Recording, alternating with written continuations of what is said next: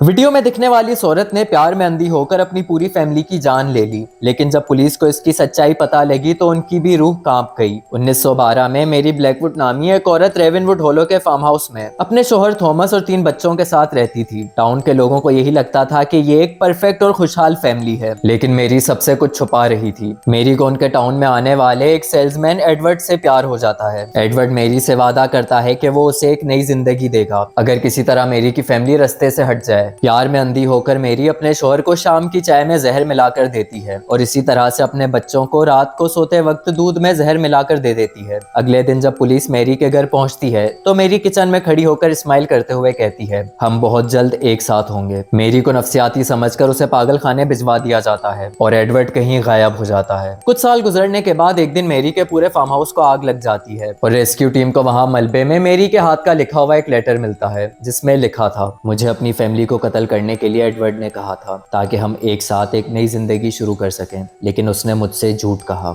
असल में तो एडवर्ड कभी था ही नहीं, वो सिर्फ मेरी इमेजिनेशंस का एक हिस्सा था। कुछ लोगों का मानना है मेरी इतना संगीन जुर्म अकेले नहीं कर सकती, वहीं कुछ लोगों का मानना है कि एडवर्ड इंसान नहीं बल्कि कोई और ही मखलूक था। आज तक वहाँ के लोगों का मानना है कि मेरी की रूह अपनी फैमिली के बदले का इंतजार कर रही है, उस आदमी से जिसने उससे इतना घिनौना जुर्म करवाया था।